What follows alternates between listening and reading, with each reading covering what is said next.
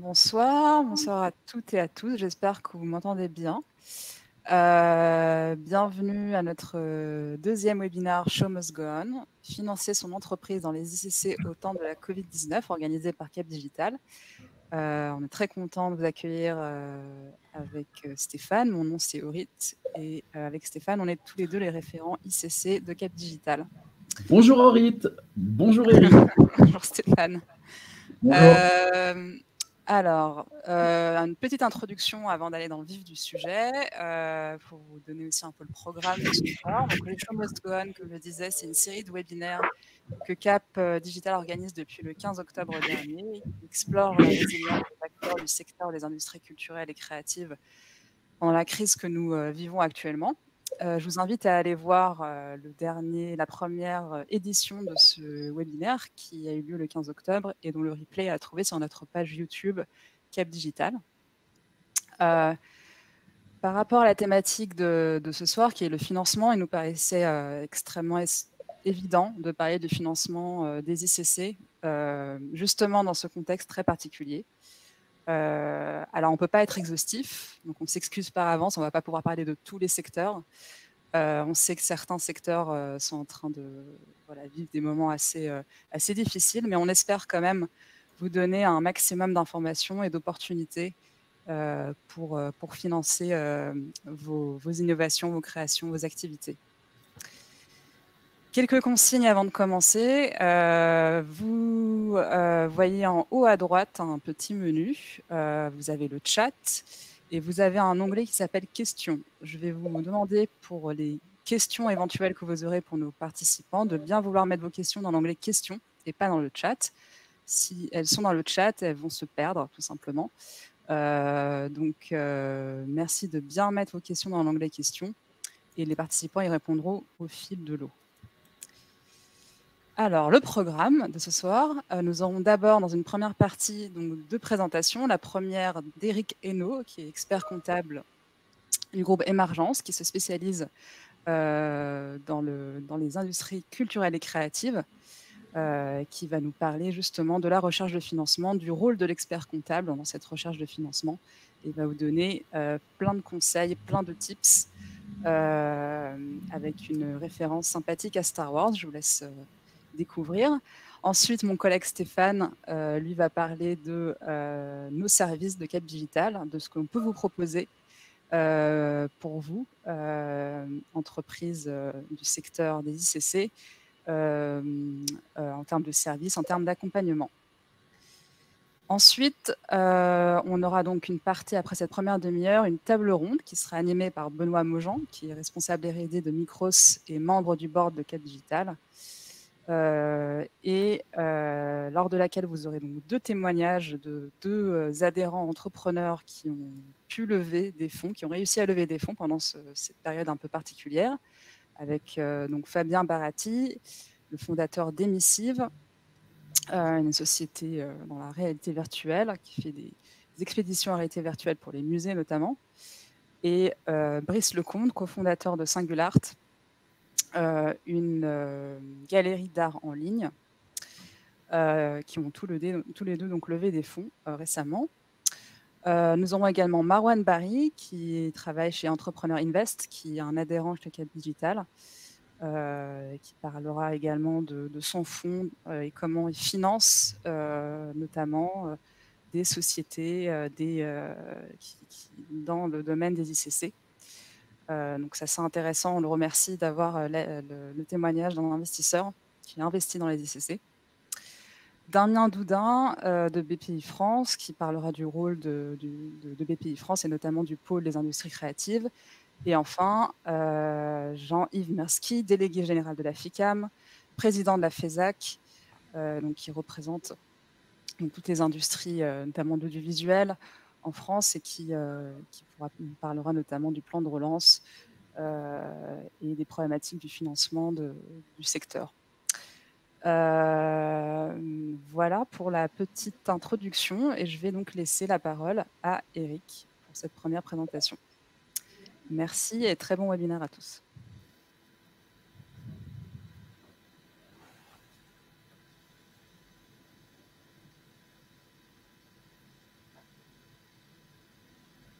Alors, Eric, tu as laissé ton micro coupé. Tac.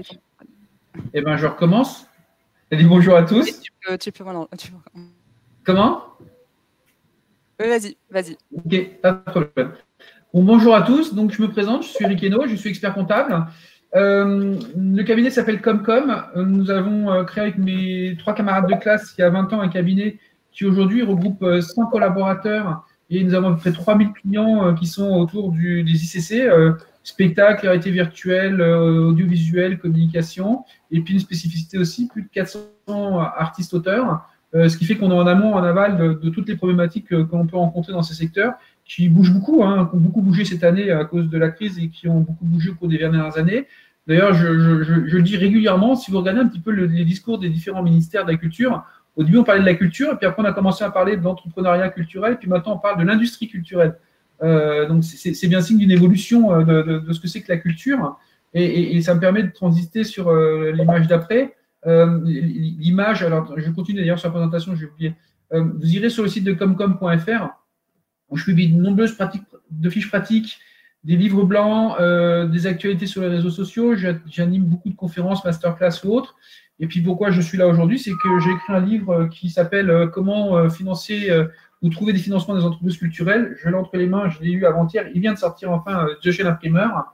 Il y a 400 pages. Il n'y a pas tout, parce que il y a quelqu'un qui vient de sortir un livre rien que sur les aides des artistes-auteurs. Il y a 400 pages rien que sur les artistes-auteurs.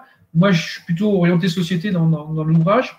Vous avez un lien si vous voulez vous faire un cadeau pour Noël. De toute façon, comme on sera à moins de 6, on aura du temps pour passer les fêtes de fin d'année, donc vous aurez le temps à lire. On ne peut pas tout dire, comme le disait Horit, on ne peut pas être exhaustif sur tout, et puis ça bouge beaucoup. Voilà, à l'heure où il sortait de chez l'imprimeur, il y avait des modifications dans certaines choses, ben, ce sera pour le volume 3. Et donc, je commence sur le paysage des entreprises culturelles. Il est vrai que les problématiques qu'on rencontre, elles sont déjà liées à ce que c'est que la culture. La culture, c'est quelque chose de très, très complexe. C'est très divers. Il y a des gros acteurs de la culture, comme les arts visuels, et puis des tout petits, comme la radio, qui sont d'ailleurs en perte de vitesse, le cinéma, et puis la publicité. Voilà. Et c'est des mouvements en pleine mutation avec tout ce qui est digitalisation. Et vous avez vu quand même cocher l'affaire. On a tendance souvent à dire que, enfin, tendance, c'est une vérité, que en économie française, la culture apporte plus que l'industrie automobile. Donc, il ne faut pas le négliger. Même si on a des ministères, ça fera plaisir à certains, des ministères de la culture qui ont parfois un petit peu négligé les industries culturelles, enfin, des présidents. D'ailleurs, on a fait des fois ne pas avoir de ministre de la culture, hein, si on rappelle ce qui s'est passé. Voilà. Donc, et d'ailleurs, les derniers gouvernements, on a eu 6 ministres de la culture en moins de 6 ans. Donc, c'était horrible à gérer. Et on voit ce qui se passe actuellement, c'est que tout le monde se bat parce que ce n'est pas forcément la culture qui est en premier dans les aides nationales. Alors, je ne suis pas là pour pleurer, mais pour aussi dire ce que c'est que la culture. Et vous allez voir que l'UNESCO en a donné une définition en 2019. J'ai cherché un peu parce qu'on m'a dit qu'il faut trouver une définition de c'est quoi les industries culturelles et créatives. Donc, j'ai cherché différentes définitions et c'est vrai que c'est celle-ci qui m'a le plus fait plaisir. Pas pour tous les points qui y sont abordés, que je ne vais pas lire parce que ça ne sert pas à grand-chose, mais certains points. Par exemple, un secteur marqué par la non-systématisation du salariat comme mode de rémunération du travail et la prédominance de micro-entreprises. Ça, c'est un des points qui génère les caractéristiques de la culture. L'autre point, l'innovation et le renouvellement créatif, c'est aussi très important. Et le troisième qui me fait plaisir, qui sont les deux premiers d'ailleurs qu'on peut conjuguer, l'intersection entre économie et culture et la créativité au cœur de l'activité. Voilà, donc ces points-là, c'est une définition. Alors, on ne va pas faire une définition comme dans un dictionnaire, mais c'est vrai que la culture, c'est un peu tout ça, un peu tout mélangé, et c'est ce qui crée sa problématique.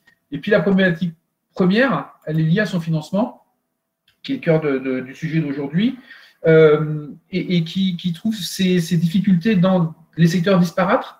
C'est-à-dire qu'aujourd'hui, quand vous vous présentez en disant à une banque, je voudrais monter une radio digitale, le banquier vous dit oui, et combien tu vas gagner, et que vous n'êtes pas capable de montrer que vous allez gagner des millions, ça ne va pas le faire. Si vous allez voir un investisseur en disant je voudrais monter un spectacle de rue, l'investisseur il va vous rire au nez. Alors c'est vrai que pour les autres, j'ai vu le monsieur qui fait des visites d'exposition en réalité virtuelle. C'est vrai que c'est plus porteur, on a un retour sur investissement, des choses comme ça. Moi dernièrement, je travaillais sur un projet qui a un rapport avec la réalité virtuelle et le cancer du sein. Dans le pitch, c'est pas évident, mais trouver un investisseur par rapport à ça, c'est complexe parce qu'on a d'un côté un truc médical qui n'est pas très attractif en termes d'investisseurs, mais de l'autre côté, on a une attractivité médicale, donc qui va pouvoir nous donner des sous. Donc, c'est très, très complexe. L'autre chose, et ça, j'y tiens, c'est, j'appelle ça des fois les sauvages, et pas les sauvageons, hein, c'est pas la même chose. On a souvent des gens passionnés, passionnants dans la culture, qui ont fait des écoles où ils ont appris des beaux métiers, qu'ils adorent et qu'ils vont faire avec beaucoup de cœur. Mais à l'école, on leur a rarement appris ce que c'était que l'entrepreneuriat. Et donc, ils sortent des écoles où ils sont devenus réalisateurs, producteurs, managers, web designers, FX et compagnie. Et puis, on ne leur a pas appris ce que c'était qu'un besoin de fonds de roulement, on ne leur a pas appris ce que c'était qu'un statut d'entreprise, on ne leur a pas appris ce que c'était qu'un intermittent du spectacle par rapport à un droit d'auteur, on ne leur a pas appris tout ça. Et dernièrement, il y a eu un rapport, vous pouvez le trouver sur Internet facilement, le rapport Racine, qui dans son article 20, alors ça paraît marrant qu'on s'aperçoive 100 ans ou 1000 ans après que la culture existe, que l'article 20 dit il faudrait forcer les établissements scolaires créatifs à mettre dans leur cursus professionnel une période d'apprentissage sur l'entrepreneuriat. On s'en étonne, c'est comme ça, mais bon. Alors ce rapport, il a été un petit peu enterré dans les tiroirs, mais évidemment, c'est important cette clause. Moi, je sais que j'interviens dans des écoles, mais tellement peu par rapport au nombre d'écoles qui interviennent, qui existent en France. Peu de gens, peu d'écoles veulent investir dans des cours sur l'entrepreneuriat en disant vous vous débrouillez. J'ai même été dans les écoles où les élèves m'ont dit le prof les a dit quand tu sors de l'école, mets-toi en micro-entrepreneur, ce sera suffisant au départ. Ce n'est pas des bons discours, ça. Ce n'est pas des choses qui sont intéressantes. Donc, c'est une des deuxièmes problématiques qu'on retrouve sur le financement. La troisième, c'est la jungle. La jungle, ça veut dire qu'aujourd'hui, entre les organismes privés et publics, les différents modes de financement, on voit d'ailleurs par rapport à la crise, aujourd'hui, même les entreprises classiques, elles ont eu du mal de savoir où est-ce qu'elles devaient s'adresser pour trouver des aides. Alors, imaginez dans la culture où c'est plus complexe, et puis toutes les aides qui sont sorties de tous les organismes, parce que tout le monde y a été un peu de sa poche, c'est une jungle. Donc, il faut débroussailler un petit peu tout ça. On va essayer de le faire un petit peu après, mais il me faudrait 10 heures. Enfin, d'ailleurs, je fais un cours dans une école sur le financement des entreprises culturelles, et mon cours il dure 12 heures, hein, donc c'est pas possible de le faire en 15 minutes. Les banques, parce que pour ceux qui ont déjà créé leur entreprise ou qui ont déjà vu leur premier bilan, parce que je sais que là on a des jeunes créateurs, mais il y en a qui ont peut-être déjà vu leur premier bilan, le bilan d'une entreprise culturelle et créative a souvent une typologie qui est originale, pour ne pas dire qui est moche.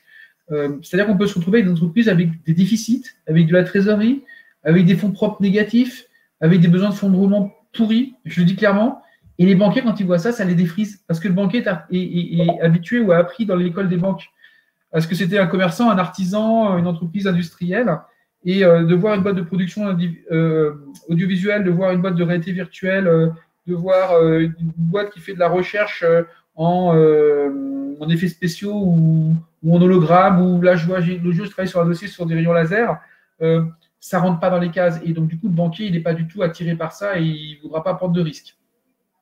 Et puis aussi, on a eu pendant très, très longtemps des gens qui pensaient que culture égale association, plus l'invasion des micro-entrepreneurs, on en a 1,3 million depuis ces derniers temps. C'est vrai qu'une fois, j'ai fait une conférence, c'était assez drôle, c'est qu'une dame dans la salle s'est levée en me disant « Mais pourquoi il y a des experts comptables dans la culture ? La culture, ça devrait être gratuit auprès de tout le monde, il ne devrait pas y avoir de fiscalité, il ne devrait pas y avoir de comptabilité. » Et je lui ai dit, dans ce cas-là, il ne devrait pas y avoir de place de spectacle qu'on devrait payer, on ne devrait pas payer les artistes non plus. Ça fait rire Stéphane, mais c'est vrai que se faire agresser comme ça, ça veut dire que la personne était restée dans son microcosme culture égale association et pas du tout l'état d'esprit industrie culturelle. Ce qui est dommage parce que c'était Forum Entreprendre dans la culture qu'elle m'avait agressé la dame. Donc, mais voilà, donc c'est des propos, bon ça change, hein, je ne veux pas généraliser, ça change un petit peu, mais tout ça mélangé, vous secouez tout ça dans un sac et vous comprenez pourquoi il est difficile. Alors, c'est pas qu'il n'y a pas d'argent, hein, parce que si on regarde bien, il y a beaucoup d'argent à distribuer. Quand on regarde les chiffres qu'on nous annonce entre le Fonds européen pour la culture, entre les différents organismes, l'argent qu'ils ont donné, à part l'ADAS, il n'y a plus de sous à donner pour les formations là. Mais sinon, on a beaucoup de sous à distribuer, mais malheureusement, moi j'entends des organismes se dire mais on ne nous les demande pas parce que soit ils ne savent pas, soit parce que les dossiers ne sont pas complets, soit parce qu'ils sont pris trop tard. Et c'est dommage de gâcher les occasions. C'est la perte de chance qu'on appelle chez moi. Alors, si on doit classifier les aides, et sinon vous lisez mes 400 pages de livre, hein, c'est pas pour faire ma pub, vous savez, je n'ai pas besoin de vendre le livre pour pour gagner des sous, mais ça me ferait plaisir de vous l'acheter. Et je pourrais vous le dédicacer si vous voulez. On va classer les aides dans plusieurs catégories. On va déjà classer les aides publiques, parce que la culture a besoin d'aide publique pour vivre dans de nombreux cas.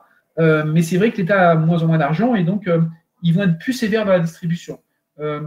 Aujourd'hui, l'amicale des joueurs de pétanque du boulevard Richard Lenoir aura beaucoup plus de mal à obtenir des sous que quelqu'un qui va faire de la recherche en réalité virtuelle pour soulager la pression des femmes qui sont en soins pendant le traitement d'un cancer du sein. Donc, c'est-à-dire que le gouvernement va focaliser ses aides vers des projets sérieux, vers des projets qui ont un intérêt. Et les intérêts, ce sont soit des intérêts qui sont des intérêts d'attractivité touristique, des intérêts d'attractivité emploi, des intérêts d'attractivité produire de la recherche dans une région ou des choses comme ça. Donc, on va avoir ces aides publiques. On les a déterminées en deux, hein, les aides à la production, c'est-à-dire qu'on va vous aider à produire des choses, ou des aides à l'innovation, puisqu'on a Cap Digital, donc forcément, le gouvernement aide, et d'ailleurs, c'est d'ailleurs une politique gouvernementale importante que d'aider l'innovation, parce que souvent on dit qu'un pays se développe quand il y a de l'innovation, quand il y a de la création, donc on va aider les deux, et il faut juste chercher ce qu'on a le droit, sachant que les choses peuvent être compatibles, hein, c'est-à-dire qu'on peut avoir le droit à des aides des deux côtés. Alors, on a cité quelques aides comme le fonds d'expérience numérique, l'aide à la création de jeux vidéo, la mission cinéma, et de l'autre côté, le RIAM, les aides aux services numériques et le ministère de la Culture. Le RIAM, je l'ai rajouté dans le tome 2 cette année de mon livre. Il y a toute une grande partie sur le RIAM pour expliquer ce que ça est et comment ça fonctionne. C'est très long à expliquer ce que c'est parce que c'est une dimension nationale. Ça se traduit par des subventions. Et qui dit subvention dit présentation d'un dossier de demande de subvention avec des chiffres bien. Moi, j'ai des organismes qui me disent mais les dossiers sont très très mal remplis. Aidez les entrepreneurs à monter leur dossier. Et c'est vrai que des fois, les entrepreneurs, quand on leur dit oui, mais faire un dossier de demande de subvention, je vais vous facturer tant. Alors le mot est lâché, l'expert comptable va facturer et les gens ne veulent pas toujours payer. Donc voilà, c'est la contradiction, mais on ne s'invente pas créateur de dossiers de demande de subvention. C'est pas toujours évident. Les dossiers ils ont été créés d'ailleurs par des établissements publics qui n'ont pas la même vision que dans le privé, donc du coup leurs dossiers ne sont pas toujours évidents à comprendre. Voilà, donc c'est une problématique qu'on peut rencontrer. Les crédits d'impôt. Pourquoi les crédits d'impôt? Parce que l'Europe empêche tout ce qui est trop subventionné, il y a des minima, pour des problèmes d'équité concurrentielle au niveau européen, on est limité dans l'attribution de subventions. Et donc, on a déguisé des subventions en les transformant en crédit d'impôt. Alors, ce qui est drôle, c'est que tous les autres pays d'Europe font aussi des crédits d'impôt. Le crédit d'impôt n'est ni plus ni moins qu'une subvention, parce qu'on prend des dépenses, on les additionne, si elles sont liées à un projet, et puis sur ce montant qu'on trouve à la fin, on applique un taux, et ce taux, c'est de l'argent que va vous donner l'État. Soit cet argent va s'imputer sur l'impôt que vous allez payer en moins, soit s'il n'y a pas assez d'impôt, l'État va vous donner cette somme d'argent. Ce n'est plus ni moins qu'une subvention. Et moi, je le constate dans la typologie des bilans. Souvent, on a des bilans, si on n'avait pas les crédits d'impôt, on aurait des bilans déficitaires. Des bilans où les gens se planteraient et qui n'arriveraient pas à boucler leur projet. Donc, c'est très important. La problématique des crédits d'impôt, c'est qu'il y a des conditions de forme extrêmement rigoureuses et que les gens les foirent parce qu'ils n'ont pas bien rempli les conditions. Et que souvent, il y a un agrément, c'est pas souvent, c'est quasiment généralement, il y a un agrément préalable à avoir. Et on a des gens qui, à la fin de leur projet, disent tiens, maintenant, je vais demander mon crédit d'impôt. On leur dit mais non, mais tu n'avais pas demandé l'agrément préalable, tu ne pourras pas l'avoir. Donc, faut faire attention, les crédits d'impôt. Moi, j'ai plein de fiches pratiques sur mon site en accès libre, sur tous les différents crédits d'impôt qui existent. Il faut faire attention à ça. J'avance sur les autres grandes aides. Les aides privées, on retrouve principalement le crowdfunding, la coproduction, le mécénat, le fonds de dotation. Par exemple, Ulu, KissKissBankBank, Google Digital, et New Initiative et les méga grands Epic. Et pour les autres grandes classes de financement, pour les entreprises innovantes, Cap Digital oblige, statut jeune entreprise innovante, crédit d'impôt recherche et innovation. C'est des choses très intéressantes qui demandent beaucoup de rigueur dans la demande des dossiers, beaucoup de remise en cause fiscalement, donc il faut faire attention par rapport à ça. Et puis bien évidemment, les établissements financiers qui, eux, vous comprennent, parce que si vous allez voir le crédit coopératif, le crédit mutuel ou la Poste, ça va être difficile de trouver des financements. J'irai contre la Poste. Mais si vous allez voir l'IFSIC, la BPI ou la BNP Audiovisuelle, la Neufix, l'OBC, la HSBC Entertainment, vous aurez forcément une compréhension des intervenants. Et les conseils que je peux vous donner, sous la formulation de Maître Yoda, à la création de ton entreprise, un fonds de roulement suffisant, tu disposeras. On a beaucoup d'entrepreneurs qui créent dans l'entreprise avec 100 € de capital, ça ne le fera pas. Vous attirez personne avec ça, vous n'attirez pas d'investisseurs, vous ne tiendrez pas la route. De tous les organismes, préalablement, tu te renseigneras. On a des gens qui foncent vers un organisme, qui se focalisent et qui oublient tous les autres. Il faut aller voir tout le monde, il faut frapper à toutes les portes. C'est aussi le point d'après. Il faut voir toutes les possibilités et récupérer le moindre euro, même dans une crowdfunding, si on sait que le crowdfunding ne rapporte qu'en moyenne que 3 à 5 000 euros sur une campagne quand on a besoin de plusieurs millions d'euros. Il ne faut pas oublier que le crowdfunding, c'est aussi une phase test, c'est une phase de notoriété, c'est une phase de communication, et puis c'est aussi 4 000 euros plus qui peuvent tomber dans l'escarcelle. Un investisseur, le gâteau, tu partageras. Pourquoi? C'est qu'il y a des gens qui ne veulent pas céder le moindre euro de leur capital. Alors certains l'ont fait, donc tant mieux pour eux. Mais on dit chez nous, il vaut mieux avoir une petite part d'un gros gâteau que d'avoir le gâteau entier. Parce que le gros gâteau, à un moment donné, va devenir rassis, on ne va pas pouvoir s'en sortir à manger. Et qu'en ayant des sous extérieurs qui viennent, et surtout en étant en SAS, et ça rejoint le point d'après, en faisant des packs d'actionnaires, je prends toujours mon exemple de Blablacar, 100 millions d'euros levés et 50 000 euros de capital mis au départ. Aujourd'hui, Blablacar a gardé du pouvoir dans l'entreprise avec un rapport de force 50 000, 100 millions. Parce qu'il y a un pack d'actionnaires, parce qu'il est en SARL. Et donc, ne négligez pas aussi la forme de votre entreprise. Voilà les principes. Ça peut un peu paraître bêta, mais c'est des choses fondamentales et que j'ai dans beaucoup d'entrepreneurs qui ne pensent pas à tout ça et qui n'ont pas anticipé. Et il faut toujours anticiper. Comment on peut vous aider, les experts comptables? Oui, vers la fin. Là, ça arrive à la fin, mais c'est la fin. Comment on peut vous aider? Déjà parce que connaissant le secteur, on connaît les endroits où il faut frapper, on a des contacts, on sait les dates à laquelle il faut faire les agréments préalables, où on sait que l'argent va tomber à tel moment, parce que des fois les projets sont plantés parce que l'argent est donné a posteriori et non pas a priori. Parce que sur un business plan, on a tellement l'habitude d'en voir et d'en contrôler qu'on peut avoir des avis sur d'autres business plans à faire ce qu'on appelle du benchmark. On a accès à des bases de données aussi auxquelles vous n'avez pas forcément accès, y compris déjà dans les dossiers de nos clients. On a des partenaires directs aussi qui ont confiance en nous, donc les dossiers passent des fois un peu mieux par rapport à ça. On travaille des cultures d'accompagnement comme Cap Digital ou d'autres structures, et c'est important, on ne peut travailler qu'en binôme comme ça. Et puis, la dernière chose, je ne vois pas la dernière phrase, voilà. Toujours le choix du statut, les packs d'actionnaires, tout ce truc-là, c'est très intéressant. Et nous, on connaît ce mix de tout ça qui permet de concrétiser votre projet. Et pour conclure, on peut aussi travailler sur les évaluations, parce que dans l'entreprise culturelle, on a beaucoup d'incorporels, et ça, peu de gens savent les valoriser, et c'est ce qui va donner de la valeur dans votre investisseur pour lui faire apporter des fonds.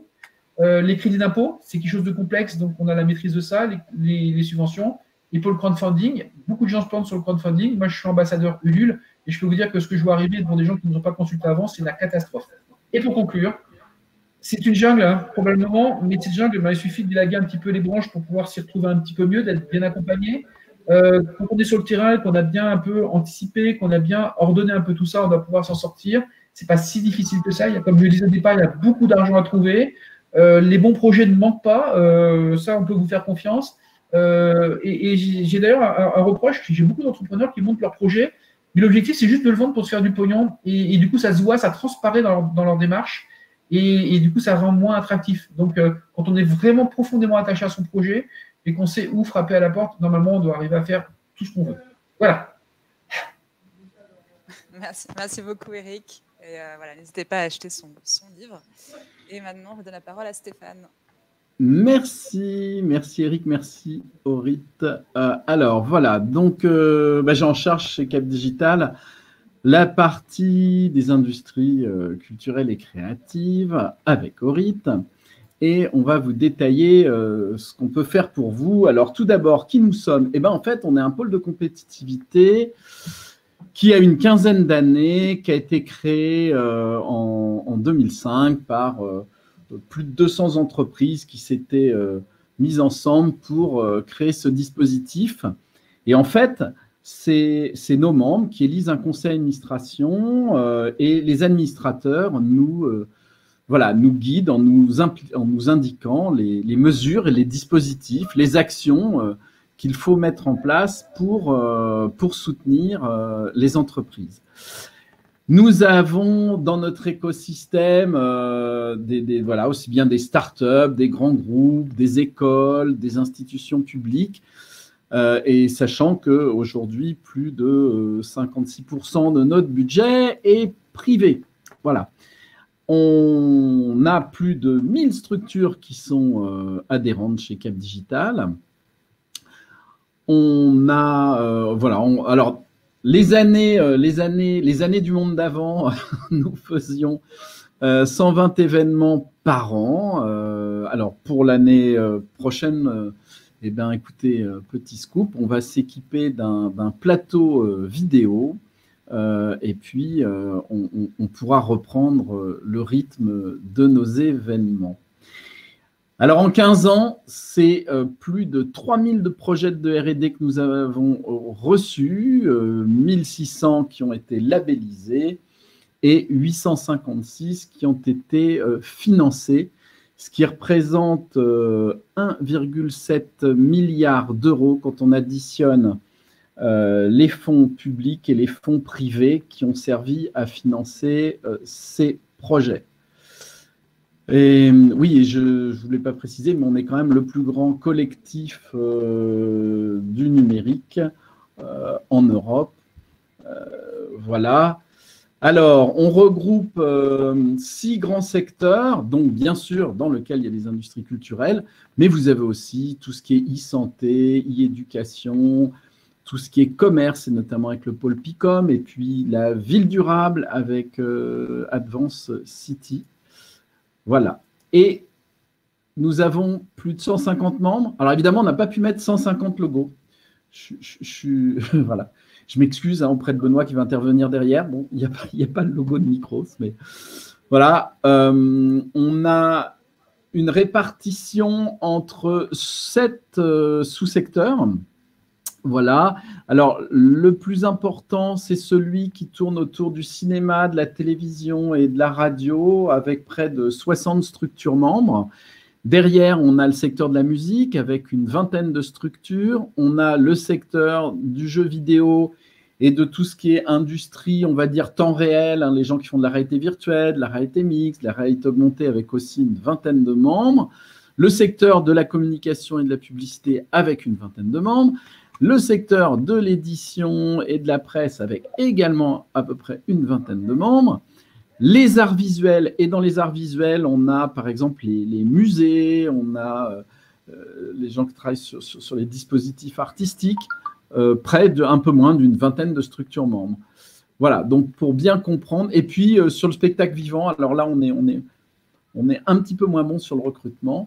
Mais donc, pour que vous compreniez bien, on a à peu près 5 secteurs où il y a une vingtaine d'entreprises dans chacun de ces secteurs, et puis un où il y en a une soixantaine. Voilà. Nous avons mis en place un certain nombre de dispositifs. Alors, on va vous parler ensuite du financement de l'innovation, de la R&D, mais je vais commencer par le haut de bilan. Donc, une entreprise, et notamment les startups de croissance, ont besoin de lever des fonds pour, en fait, développer un certain nombre de projets, les tester, puis les proposer et se développer à grande échelle. Hein. C'est le principe des startups de croissance. Et pour ce faire, nous avons, on va dire, 2 grandes directions d'accompagnement. Un sur le financement non dilutif, donc avec notamment des dispositifs de la région Île-de-France, mais et d'un certain nombre d'autres structures. Alors, je ne vous les détaille pas parce que vous pourrez avoir accès à ce PowerPoint et retrouver toutes les informations qui sont dedans en détail. Et puis, un accompagnement aussi donc, sur de la levée de fonds, donc là, qui sont des financements qui sont dilutifs. Pour ceux qui n'ont pas toutes les petites notions, ça veut tout simplement dire que le chef d'entreprise et l'équipe dirigeante vont avoir un ratio plus faible après avoir levé des fonds dans les parts de leur entreprise. Alors, maintenant, sur l'accompagnement R&D. Alors, finalement, les entreprises, au départ, les règles de l'OMC, les règles européennes, en fait, c'est que normalement, un État ne doit pas perfuser ou subventionner des entreprises. Sauf qu'il y a la possibilité quand même de le faire, et notamment avec les aides à minimis. Donc, ça, c'est un petit terme que vous entendrez assez souvent dans les dispositifs de soutien. En fait, une entreprise n'a pas le droit d'être aidée par son gouvernement sur plus de 200 000 € sur 3 ans glissants. Donc, ça ne veut pas dire au moins que c'est un tiers tous les ans des 200 000 €, mais pour qu'il y ait une sorte d'équité européenne entre les entreprises, il y a cette règle qui a été mise en place pour que voilà, des entreprises de certains pays ne soient pas beaucoup plus subventionnées que d'autres et donc puissent acquérir des parts de marché, notamment à l'international chez d'autres pays, parce que chez elles seraient très fortement soutenues et ce qui lui permettrait de vendre un certain nombre de prestations à moins cher. Alors, une chose est très importante. Les entreprises, pour être soutenues dans des projets, elles ne seront jamais financées à 100% de leur projet d'innovation. Elles seront soutenues assez souvent aux alentours de 45%, 50% au maximum par des fonds publics. Et donc, l'État et les différents guichets vérifient une chose, c'est que l'entreprise dispose de fonds propres qui permettent de compléter son financement. Donc, je prends un chiffre simple. Si une entreprise a un projet à 100 000 €, elle va être au maximum soutenue. Alors, c'est variable suivant les guichets. Hein, je parle en ordre de grandeur. Elle va être soutenue de 50 000 €. Et donc, si elle est soutenue de 50 000 €, c'est qu'elle sait où elle va, comment elle va financer les autres 50 000 € et qu'elle a les fonds pour le faire. Et donc ça, dans le bilan, on va regarder les fonds propres et également ce qui s'appelle les quasi-fonds propres qui permettent, en les additionnant, de savoir exactement de combien dispose l'entreprise pour cofinancer sa partie. Alors, qu'est-ce qu'on fait pour vous chez CAP? Eh bien, en fait, c'est une sorte de programme à la carte. Hein. Il y a l'entrée, il y a les plats de résistance, il y a le dessert. Et on va commencer en fait par à vous apporter de l'information et notamment tous les mois, nous faisons des R&D Corner. Puis après, on va identifier avec vous quels sont les guichets qui correspondent. Vos dossiers, il va être expertisé. Si ça se passe bien, il sera labellisé, puis financé. Et quand votre projet sera terminé, évidemment, on va essayer de le mettre en valeur, de vous aider, par exemple, à le présenter à l'international. Donc, par exemple, on fait une mission chaque année au SIGGRAPH. Enfin, les années où il n'y a pas de virus. Alors, dans les dispositifs qui sont en train d'arriver dans les nouveaux, il y a évidemment le CNC et l'État français qui met en place le plan de relance. Donc, ça va être une centaine de millions d'euros, puisqu'il y en a 60 qui servent en fait à financer le manque à gagner de la taxe sur la billetterie de salle, les salles ayant été fermées. Et voilà, on voit par exemple que sur la modernisation des industries, il va y avoir une ligne budgétaire pour financer de l'ordre de 10 millions d'euros. Donc ça, c'est des choses à suivre.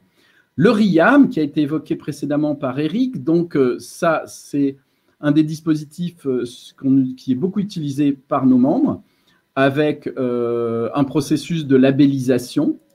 Alors, je ne vous détaille pas l'ensemble, hein, vous pourrez revenir sur cette présentation pour avoir les détails. Nous avons aussi la région Île-de-France qui finance un certain nombre de dispositifs. Alors, il se termine, alors c'est du InnovUp, puis derrière vous avez InnovUp, Prototype, Innover, Leader PIA, donc à chaque fois qui s'adresse à un contenu précis. Je vais bientôt devoir rendre l'antenne, donc je me presse en continuant. Donc ça, c'est les Labcom soutenus par l'ANR. Nous avons également les projets européens, une équipe Europe où il y a 5 ou 6 personnes chez Cap Digital. Nous sommes impliqués dans une quarantaine de projets européens et il y en aura de nouveau à la rentrée avec des dispositifs vraiment pour vous aider. L'Europe met en place, ça a été annoncé il y a 3 jours, Creative Europe, 2,4 milliards d'euros. Les détails seront annoncés au début de l'année. Il faudra suivre. Probablement, on fera un webinaire dédié à ce sujet-là. Vous avez les différents contacts. Vous pourrez retrouver les membres de l'équipe qui sont impliqués dans cette démarche sur tout ce qui est financement de la R&D et animation des différents secteurs. Je vous rappelle que nous avons régulièrement des événements, que vous pouvez les retrouver sur Livestorm et puis que nous aurons en janvier le Paris Image Digital Summit. Il y a également, on vous retrouvera pour les Radiraf. Enfin, voilà un certain nombre de sujets où nous parlerons innovation. Si il y a encore parmi vous des gens qui ne sont pas membres, vous avez une grille pour adhérer avec, en fonction de votre chiffre d'affaires, les montants. Et voilà, Orit, je te rends le micro. Parfait. Bah, merci beaucoup, Stéphane. Tu étais dans les temps. Bravo. Bravo, Eric aussi. Ce qui fait que j'ai effectivement oublié de vous dire que il y aura donc un replay, que la présentation sera partagée. On accueille maintenant Benoît Maujean, qui va se présenter et qui va donc animer cette table ronde. Je te laisse présenter, puis je vais ensuite me sortir de scène, enfin fermer la présentation plutôt, sauf si tu veux que je la laisse dans un premier temps. Tu peux laisser la présentation, oui, c'est très bien. Oui, oui. Alors par contre, on va devoir la retirer puisque vous serez, tu sais, quand on montera sur scène, oui. D'accord. D'accord, je te laisse la retirer. D'accord, je la retirerai au moment où je vais présenter les gens, puisque là, ils seront en chair et en os avec nous. D'accord, ok, je te laisse. D'accord, donc n'oublie pas de retirer la présentation pour. D'accord. Eh bien, bonsoir à toutes et à tous. Donc oui, je suis Benoît Maujean, je suis responsable R&D chez Micros, qui fait partie du groupe Technicolor, et donc je suis aussi, c'est mon deuxième mandat au board de Cap Digital. Voilà, donc je vais vous présenter les intervenants en invitant à ce qu'ils montent tous sur scène. Voilà, ils ne vont pas tarder, je pense, à arriver. Voilà, donc dans l'ordre, je vais les prendre dans l'ordre d'apparition. Donc nous avons Brice Lecomte qui est cofondateur de Singular. Donc Singular, c'est une galerie d'art en ligne qui est ouverte sur le monde entier. Vous avez plus de 2000 artistes présents dans plus de 80 nationalités différentes, une bonne 5000, 6000 collectionneurs. Donc. Et alors, l'événement, c'est qu'en plein confinement, en mai, Singular a réussi à lever 10 millions d'euros en série A, on en reparlera. Après, donc, nous avons, par ordre d'apparition, hein, comme ça, je vais les prendre dans l'ordre. Donc, nous avons Marwan Barry, qui est directeur d'investissement depuis 8 ans chez Entrepreneur Invest. Donc, Entrepreneur Invest accompagne depuis plus de 20 ans des entreprises dans leur démarche d'innovation, de développement, y compris dans le secteur des ICC, et notamment sur le marché des médias, de la presse, de la télévision, mais aussi du spectacle vivant, notamment du théâtre. Après, donc, si je continue en descendant en bas, bonsoir Fabien Baratti. Donc, Fabien Baratti, lui, est président et cofondateur d'Emissive. Donc, Emissive crée des expériences immersives en réalité virtuelle et en réalité augmentée. Par exemple, vous avez proposé un voyage en VR dans l'Égypte ancienne, dans la pyramide de Khéops. Une autre expérience immersive qui nous permettait d'interagir avec Mona Lisa en 3 dimensions, en partenariat avec le Louvre. On peut citer aussi The Enemy, donc une expérience toujours en réalité virtuelle pour rencontrer les combattants de 3 conflits intergénérationnels et qui nous donnait à réfléchir sur notre rapport à l'autre avec l'Institut du monde arabe et puis après avec le MIT Museum de Boston. Et vous aussi, en plein confinement, en avril, vous avez levé 3 millions d'euros. Voilà, donc on reviendra sur ce parcours intéressant. Ensuite, nous avons Damien Doudin, donc, qui est chargé d'investissement senior chez BPI France. Bon, on connaît tous BPI France, qui depuis plusieurs années finance et soutient un certain nombre de pépites des ICC sous la bannière de la French Touch, on en reviendra.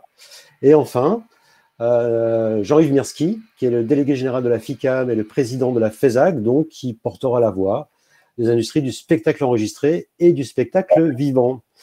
Donc, merci à tous les 5 de participer à cette table ronde qu'on va faire le plus interactif possible.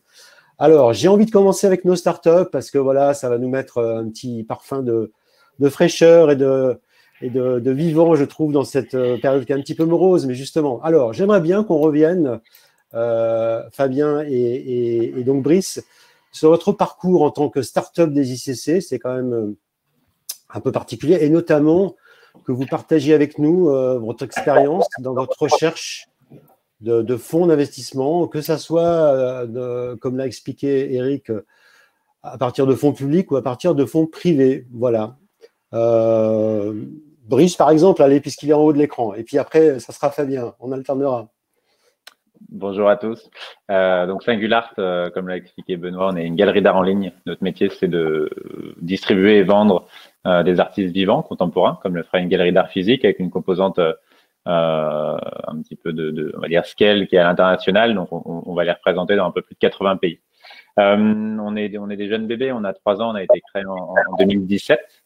Donc, ça fait presque 3 ans et quelques mois qu'on est en ligne. Aujourd'hui, on a la chance de connaître l'hypercroissance. On est une centaine de salariés et on a prévu d'être environ 300 l'année prochaine. Et on a un parcours un petit peu de financement classique, malheureusement classique peut-être de la French Tech plus que de la French Touch, mais on a un petit peu un mélange des deux. C'est sûr que sur le financement, on va dire que la French Tech a été peut-être un peu plus en avance que la French Touch. Et c'est sûr que quand on va voir des banquiers, des acteurs du financement, art de risque et autres, la casquette art visuel, art contemporain, et ils font toujours un pas en arrière. Et après, effectivement, il faut les convaincre sur des arguments très financiers. Et c'est là où je rejoins le premier intervenant. C'est intéressant d'avoir des gens qui connaissent les particularités des financements, soit de start-up, soit des ICC, parce qu'ils nous comprennent mieux. Nous, on a eu le parcours très classique. Le premier financeur des entrepreneurs, ça reste Pôle emploi. Donc, moi, j'étais au chômage au départ en touchant l'ACRE. Mais je trouve que c'est bien quand on se lance. On vit dans un pays qui soutient les prises d'initiative. On a levé 1 million d'euros, nous, dès le début. C'est un schéma très particulier en dilutif. Donc, on a été voir BPI. Damien, alors pas la French Touch, mais on a été voir un fonds qui s'appelle le fonds F3A, qui accompagne des startups à haut potentiel. On a décidé de lever 100 projets, 100 lignes de code, 100 artistes, 100 euros de chiffre d'affaires. Ils nous ont fait confiance. On a cédé 25% de notre capital en échange d'1 million d'euros de fonds propres. Ils l'ont fait aussi parce qu'on avait eu la chance, et ça c'est un autre conseil qu'on peut donner, c'est que pareil, le premier intervenant l'expliquait beaucoup, c'est moi je suis ingénieur, j'ai pas été formé à la différence entre SAS ou SARL ou au financement d'entreprise, et s'associer ou se faire conseiller par des gens qui savent ce qu'est le financement, c'est important. Nous on a pris comme associé Denis Fayol, il avait monté des boîtes comme La Fourchette avant, donc ça nous a beaucoup aidé, et ça rassure aussi les investisseurs qui voient qu'on est aidé sur la partie financière ou sur les modèles d'affaires un peu particuliers. Après, on a été toqué à toutes les portes, et c'est vrai que du coup, on a eu la chance d'avoir des subventions BPI, donc 100 000 euros de prêt innovation, 30 000 euros de subventions sur la bourse French Tech. Donc ça, c'est des choses qui sont libérées assez vite. Je crois qu'on n'avait pas un seul euro de chiffre d'affaires, et donc la France et BPI, elle nous a accompagnés parce qu'il y avait de l'innovation au cœur du projet. Mais je pense que quand vous avez un petit peu de numérique dans le projet, ça se fait bien. On a eu même des subventions plus importantes. InnovUp Leader, 500 000 euros, dont 120 000 euros de subvention, 300 000 euros de prêt. Donc, c'est vraiment des choses qui nous ont à chaque fois nous aider à recruter, à augmenter notre besoin en fonds de roulement, soutenir notre croissance. Les acteurs bancaires, on a eu du mal à les faire bouger. Donc, quand on a été voir BNP, SOG, HSBC, ils nous ont demandé 3 bilans. On a 1 an et demi. Comment on fait? Qu'est-ce qu'on peut faire pour vous? Non, mais je peux pas aller rentrer dans le système. Bon, ok. Et néanmoins, ils ont quand même des structures particulières. Il y a en train de naître chez eux, il y a une prise de conscience, et il y a des structures inno. Et donc, en se faisant rediriger dans la banque, les structures inno de structures comme BNP et HSBC ont pu nous aider en débloquant 200 et 300 000 euros, alors quand on avait vraiment besoin, des vrais prêts, ou sinon vous pouvez fermer la boîte. Des super trucs. Et ensuite, nous, on a eu la dernière levée, on a eu de la chance, on s'est tourné cette fois-ci vers des acteurs du capital risque. Et donc, on a été voir Ventech, qui avait déjà trouvé une pépite des ICC en France il y a 10 ans, c'est Believe, c'est aujourd'hui une grande major de la musique. Et ils nous ont fait confiance en investissant sur ce tour à 10 millions d'euros dans un contexte juste avant le Covid en réalité, et sachant que ça prend 6 mois. Nous, on avait commencé à toquer aux portes en août et on a signé en mars. Et je pense que si on devait signer en avril, je ne serais pas là en train de vous parler, et la boîte serait fermée. Parce que tout le monde a eu très peur au moment du Covid. Tout le monde s'est concentré sur ses portefeuilles. Donc, ils ont des participations. Il n'était pas question d'investir dans des nouvelles. Et là, on s'est dit, on va déjà on va essayer de sauver nos investissements passés. Donc, ça a été une période qui a stressé un petit peu tout le monde. Nous, on est ravis. En réalité, le Covid, on a fait x2 dans le chiffre d'affaires entre mars et avril 2020. Et c'est effectivement, on fait partie, ça, je le dis de façon un peu coupable, parce que notamment, je pense aux gens du spectacle vivant et autres qui ont énormément subi cette crise, et j'espère qu'on va redevenir à la normale. Mais c'est sûr qu'en tant qu'acteur de la digitalisation dans l'art, nous, on a plutôt été boostés. Et aujourd'hui, on essaie de faire de notre mieux pour aider les artistes. Nous, c'est des peintres, des sculpteurs, pour se vendre. Voilà un petit peu l'histoire du financement de Singular. Et je disais, la plupart des acteurs, quand on leur dit qu'on vend de l'art, c'est plutôt une mauvaise chose. Donc, je pense qu'il faut savoir tourner les choses certes, il faut parler de ce qu'on fait, mais il faut avoir un discours probablement très financier pour aller les voir, parce que c'est ce qu'ils regardent in fine, quoi. Ok, intéressant, Brice. Alors, Fabien, l'aventure émissive. Oui, bonjour à tous, merci. Comme tu disais, Benoît, moi je suis cofondateur d'Emissive. Ça fait 15 ans que j'ai co-créé la société. Donc, on n'est plus vraiment une start-up. Et on est spécialisé dans les technologies immersives, réalité virtuelle, réalité augmentée. Et on a une activité historique qui est une activité d'agence, une activité de service spécialisée dans ces technologies où on répond à des besoins sur mesure pour nos clients qui sont des clients très différents. C'est des institutions culturelles ou des marques. On travaille pour des gens très différents donc, sur plusieurs types d'usages et toujours en sur-mesure dans cette activité d'agence. Et puis, au fur et à mesure des 15 ans, on fait beaucoup de R&D, bien sûr. On est toujours dans l'innovation pour proposer ce qui se fait de mieux. Et puis, nous viennent des idées de produits de temps en temps. Et puis, à un moment donné, on s'est dit qu'il y avait un format qu'il fallait qu'on développe. Un format, un produit qu'il fallait qu'on développe. Là, on l'a baptisé les expéditions immersives. Et pour faire ça, on ne pouvait pas le faire sur nos fonds propres. Voilà, ça tourne depuis 15 ans, mais ce modèle de service, il ne permet pas de générer suffisamment de bénéfices pour investir suffisamment pour développer cette activité qui continue à demander de l'investissement parce que c'est beaucoup de R&D, beaucoup de communication, de marketing, de création de contenu, c'est beaucoup de choses. Et donc, on a décidé de lever des fonds l'année dernière, vers le début d'année dernière. C'était notre première levée. C'est avec mon associé Emmanuel, on a commencé tous les deux avec notre argent et puis c'était comme ça une croissance organique. Alors, on n'est pas très gros, on est 25 personnes. Mais en tout cas, on a pu se développer comme ça au fur et à mesure des 15 ans. Donc, c'était notre première levée. Moi, je ne connaissais rien, ni personne dans ce game du fundraising. Donc, tout est parti d'un très bon contact qui nous a ouvert son réseau. Et puis ensuite, le réseau appelle le réseau. Et donc, ça a permis de voir pas mal de monde. Moi, j'étais prêt psychologiquement que ce soit long et dur. Donc, c'était surtout long, on va dire. Mais enfin, long encore. Ça nous a pris 10 mois en tout, avec un peu de surplus à cause du Covid. Et donc, on a closé en avril pendant le confinement. Et avec 5 investisseurs, on devait en avoir 6. Et puis, il y en a un qui n'a pas pu suivre. Justement, c'était le problème dont on parlait, Brice. Parce qu'il devait s'occuper de son portefeuille à lui.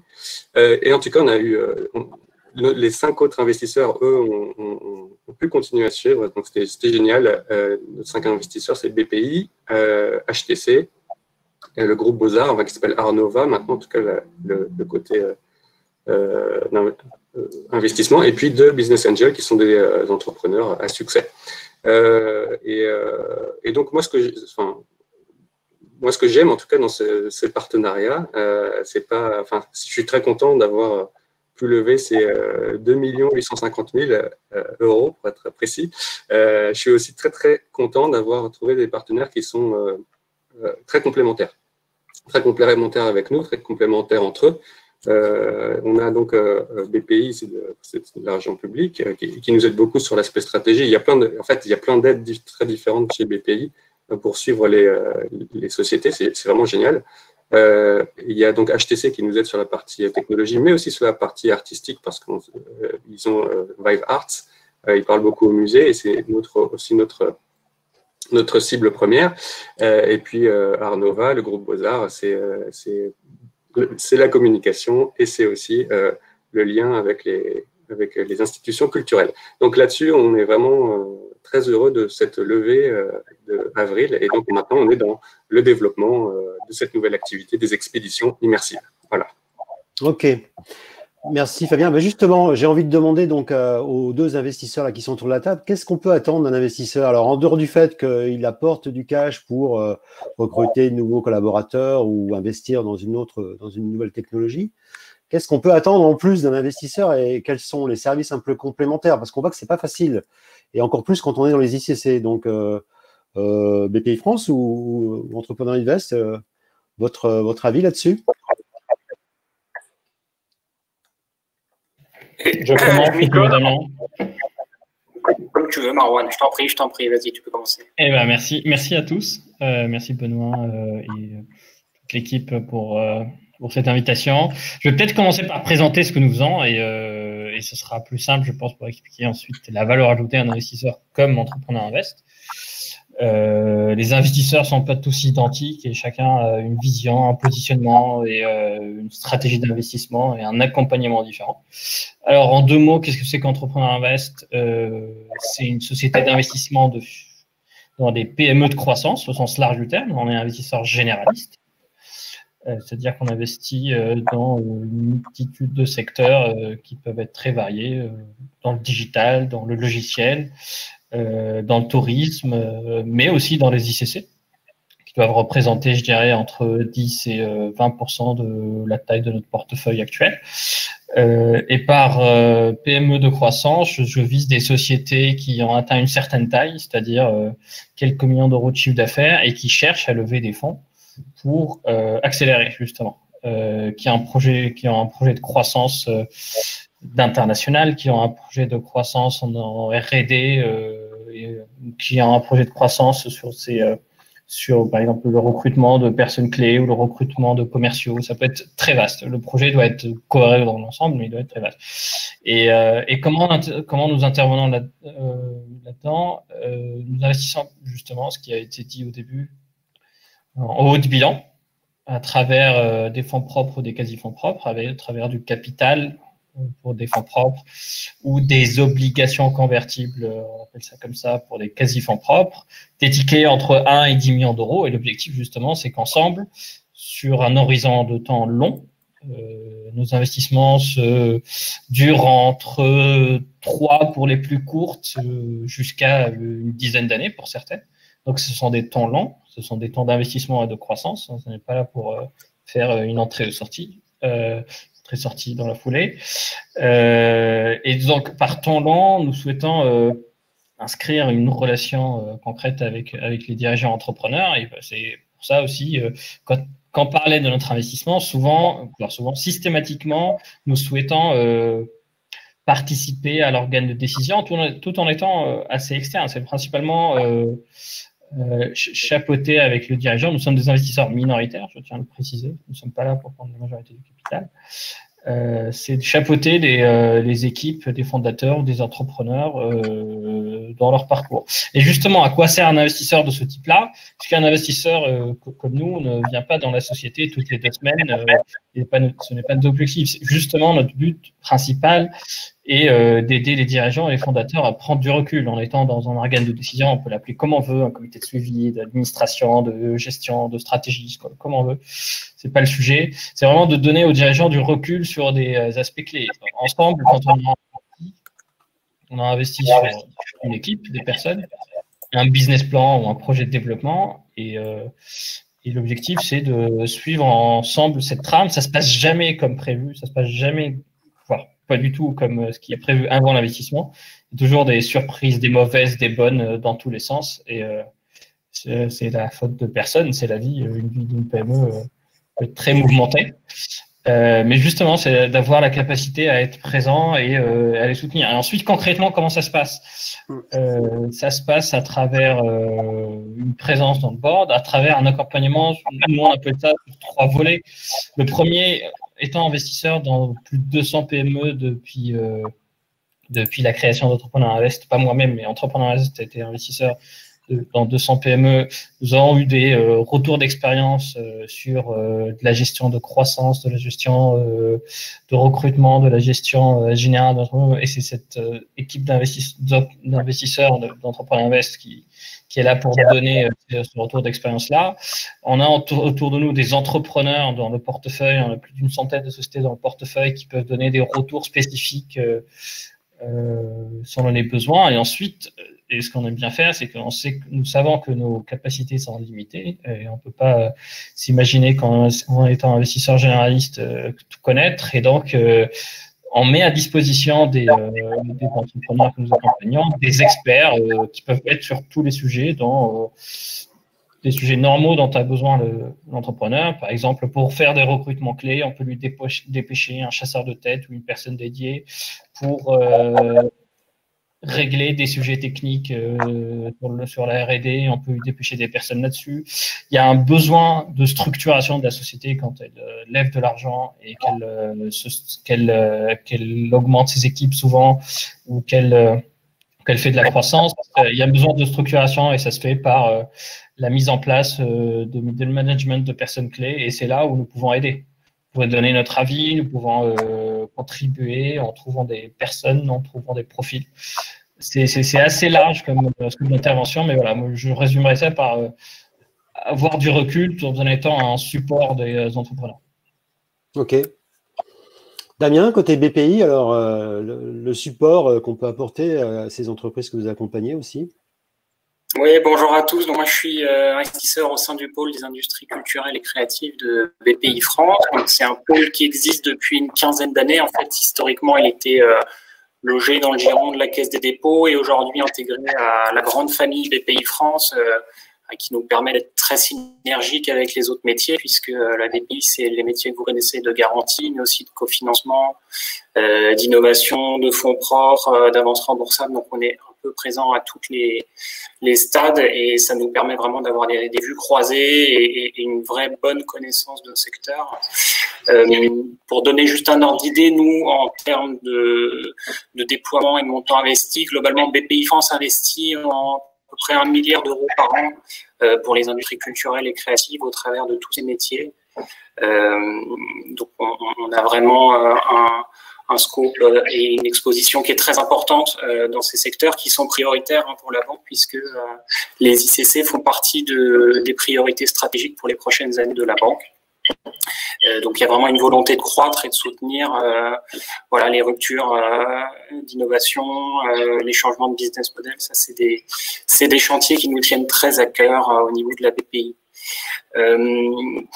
Bon, sur la question de l'apport de l'investisseur et a fortiori chez BPI France, un peu les mêmes thématiques que Marouane.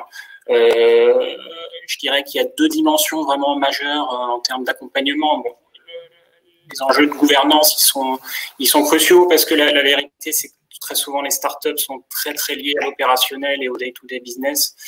Et pouvoir créer ces organes de distanciation versus l'opérationnel, pouvoir avoir des expertises complémentaires, pouvoir un peu enrichir et voir à 4-5 ans faire des BP.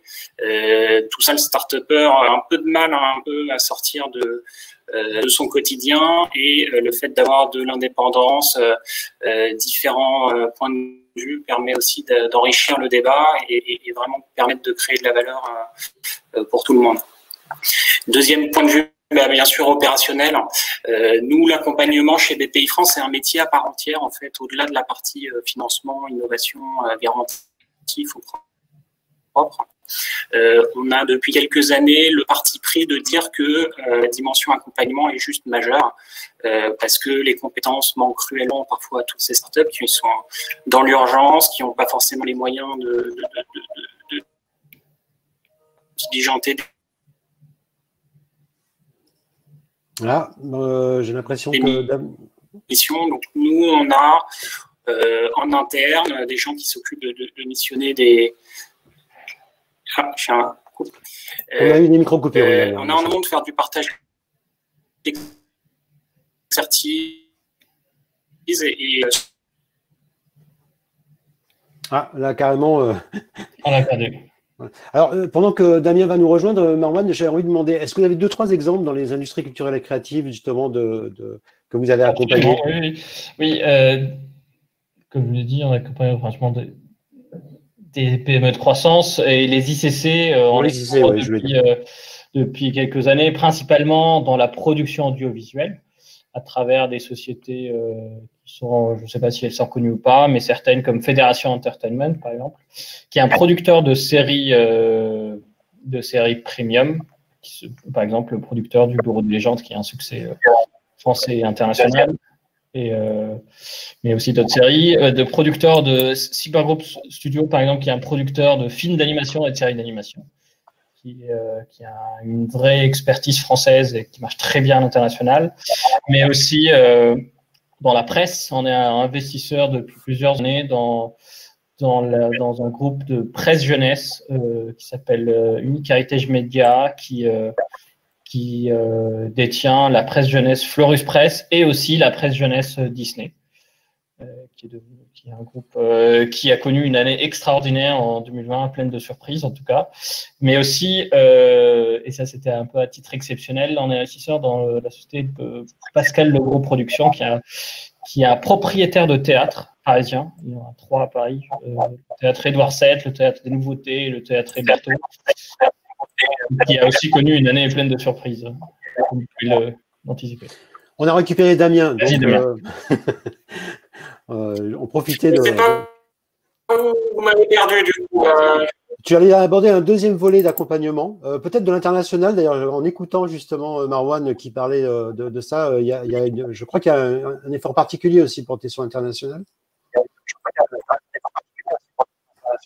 Oui, alors à la fois dans la dimension conseil et dans la dimension financement, c'est des enjeux qu'on soutient de près, puisqu'on a récupéré les activités de BPI France sur la partie garantie, export, et même tous les sujets d'implantation, de conseil, c'est aussi des métiers qu'on récupère et qu'on opère aujourd'hui chez BPI France.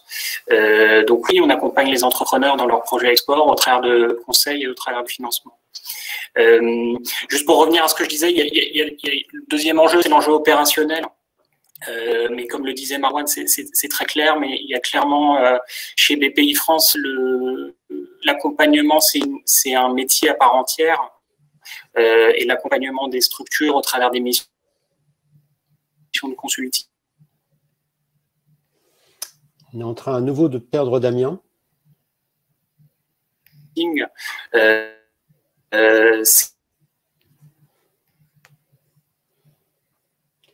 Voilà, on va aller. Le dernier point. On est en train à nouveau de te perdre, Damien. Ouais. C'est revenu. C'est revenu. C'est revenu. Oui, c'est revenu. Je suis désolé, la connexion. Non, je dirais qu'au niveau de BPI France, le dernier enjeu, c'est aussi de pouvoir déminer en fait tous ces sujets ICC qui sont très spécifiques en fait et dont les financiers ont souvent un peu peur. Ça a été dit avant dans l'exposé, mais il y a un enjeu de lecture et de compréhension des business models, des liasses fiscales, des comptes, et le fait d'avoir une expertise chez BPI France permet aussi de faire de l'effet levier sur le marché, de déminer les sujets. Et ça, c'est aussi un peu notre ADN. Je vais essayer quelque chose, Damien. Je vais essayer de désactiver la caméra pour voir. Voilà, pardon. Oui. On va essayer de voir si ça marche mieux. Est-ce que vous m'entendez? Est-ce que vous m'entendez mieux? On va essayer. Donc, déminer un petit peu le côté spécifique des ICC, tu disais, par rapport à leur bilan ou leur positionnement vis-à-vis des investisseurs. On va essayer de continuer. Alors, Marwan disait tout à l'heure, il y a des bonnes et des mauvaises surprises. Justement, j'ai envie de revenir. Après, on parlera un peu des évolutions, on va dire, structurelles et contextuelles des investissements dans nos milieux. Et là, on échangera là-dessus avec Jean-Yves. Mais juste pour revenir sur les bonnes et les mauvaises surprises, pour revenir vers nos start-upers, un ou deux conseils aussi, vous pourriez donner à des entreprises qui nous écoutent ce soir et qui se disent qu'est-ce que je dois faire, qu'est-ce que je ne dois pas faire, une bonne pratique, des astuces, parce qu'il y en a eu quelques-unes à la façon Yoda d'Eric, mais vous, avec votre expérience,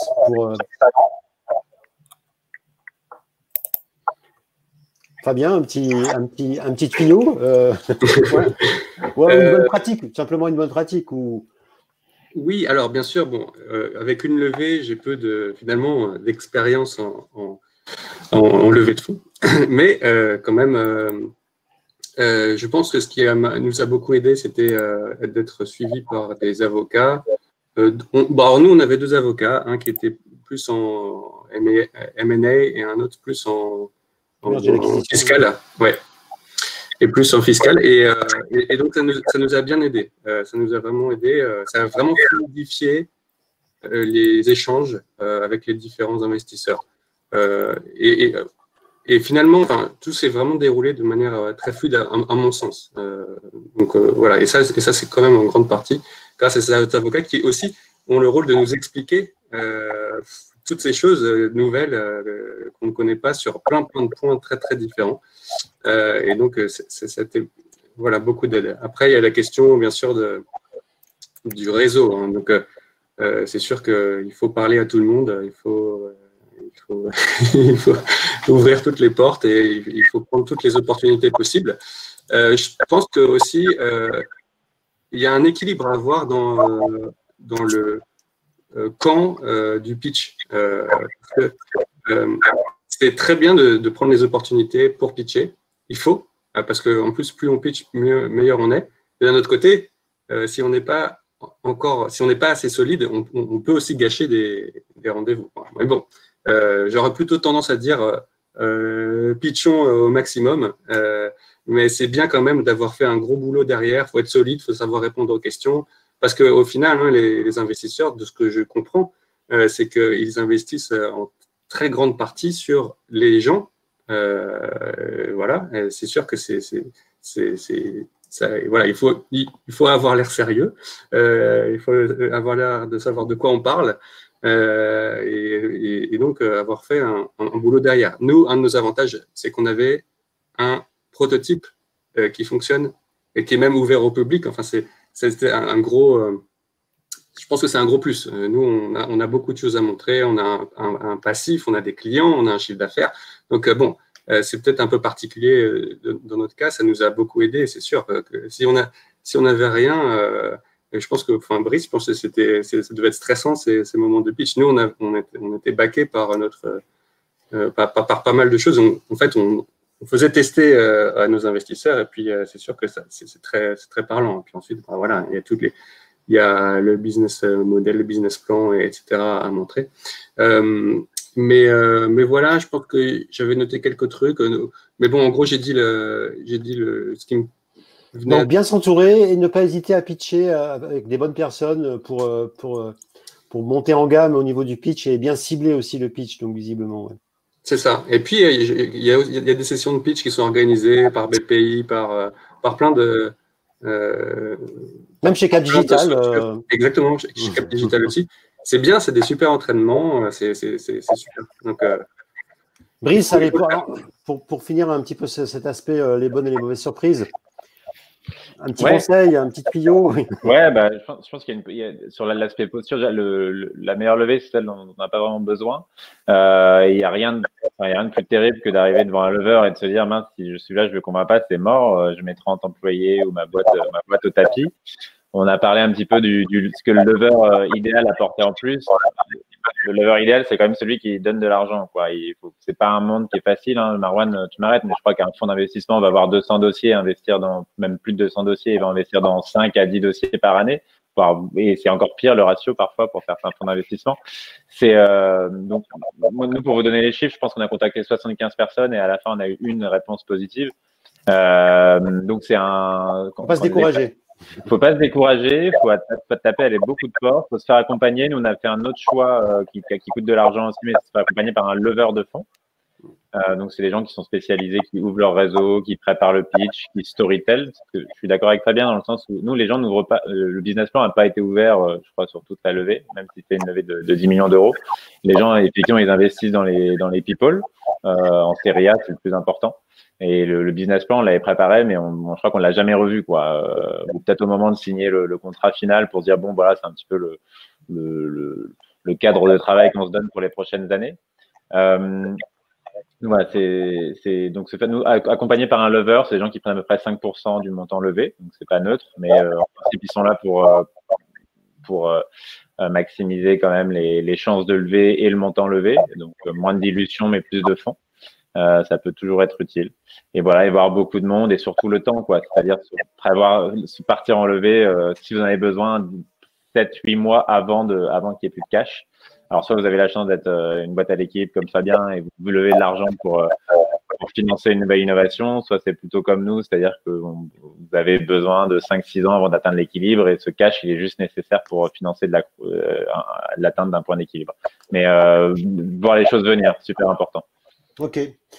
Alors justement, j'aimerais bien qu'on parle un peu de l'évolution, enfin du contexte un peu structurel de l'évolution de notre marché, notamment avec des nouveaux entrants. Et vous êtes, d'une certaine manière, vous, des nouveaux entrants, puisque vous proposez une offre un petit peu alternative par rapport à la consommation de biens culturels. Donc, on a effectivement une évolution des attentes des citoyens, des consommateurs par rapport à ce que peut offrir la culture ou le divertissement. Puis, il y a aussi des nouveaux entrants comme les streamers. Donc, j'aimerais qu'on voit avec vous quelles sont les évolutions des besoins en investissement. Alors, on va peut-être se tourner vers BPI, qui a peut-être une idée là-dessus.